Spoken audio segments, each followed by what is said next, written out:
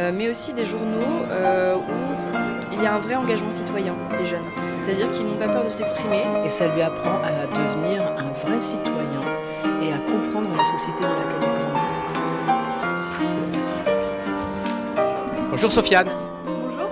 Vous êtes rédactrice en chef du journal Ersal Dinero. Ersal Dinero, oui. Pourquoi ce titre? Alors en fait au départ c'est un anagramme du nom de notre lycée, donc Charles Nodier. C'est pas nous qui l'avons inventé, il a été inventé dès la première année du journal. Pour nous c'était important de garder dans la continuité ce titre, puisque le journal a beaucoup évolué, donc on s'est dit garder le nom c'est important. Et ça montre aussi notre créativité, parce qu'on on aime créer des nouveaux mots, comme on aime s'exprimer dans le journal. Alors vous aimez vous exprimer dans le journal, et c'est peut-être ce que le jury de Mediatix a remarqué en vous donnant ce prix. Quelle impression? Ça nous fait très plaisir parce que ce prix, c'est pas du tout une fin pour nous, mais vraiment une source de motivation pour continuer.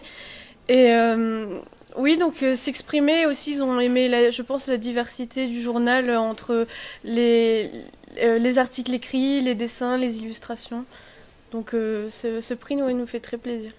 Alors, le métier de rédactrice en chef, vous en aviez... Non, mais j'ai dit bien, le métier de rédactrice... Est-ce que vous en aviez rêvé quand on vous a dit c'est toi qui vas devenir rédactrice en chef?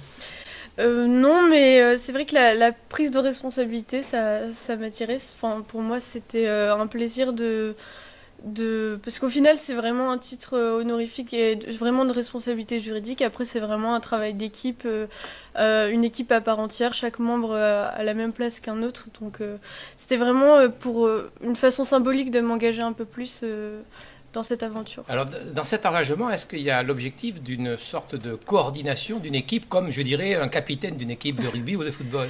Oui, c'est vrai qu'il y a quand même cette partie, puisqu'on est quand même 21 dans l'équipe, donc il faut fixer un thème au début, il faut aussi se coordonner un minimum. Après, il y avait aussi le travail pour faire le chemin de fer, la relecture, tout ça, c'était aussi important et à faire. Donc, puis oui, se coordonner entre nous, c'était vraiment intéressant comme expérience. Comment les articles arrivent dans le journal? On choisit un thème, il y a des volontaires, on fait des recherches d'auteurs, comment ça se passe? Alors au départ c'est toujours par du volontariat, on est volontaire. On a des réunions le midi, le vendredi midi exactement, où on mange en même temps, qu'on se réunit. Et après, au fur et à mesure de la progression de notre travail, on poste sur une plateforme interactive qui nous permet de relire, de commenter. Et à la fin, au final, il y a notre maquettiste aussi qui a un gros boulot pour donner en fait le résultat final à partir de tous ces petits morceaux venant d'un peu de chacun. C'est un petit peu comme cela que se fait un journal. Voilà, en tout cas, c'est comme ça que se fait le nôtre. Vous êtes élève de terminale ES. Dans quelques temps, il y a le baccalauréat. Oui. Alors, est-ce que vous allez délaisser un petit peu le journal pour le bac? Alors, c'est vrai qu'on a peut-être prévu de faire un dernier numéro qui sera un peu plus petit. Et je pense que oui, de toute façon, je vais laisser... c'est important aussi de laisser la main, puisque c'est pour moi, après, je pars. Et après, le journal, c'est du temps de plaisir aussi. Donc, ça se marie bien avec le travail pour le bac à côté. Et si un ministre suggérait qu'au baccalauréat, on puisse tenir compte du fait que l'on est rédacteur en chef d'un journal lycéen, est-ce que vous souhaiteriez ou est-ce que vous approuveriez cette proposition de ministre? Ou est-ce que vous faites une différence entre ce que vous faites en écrivant et en étant rédactrice en chef, en écrivant un journal lycéen, et ce qui se fait vraiment en classe? C'est différent?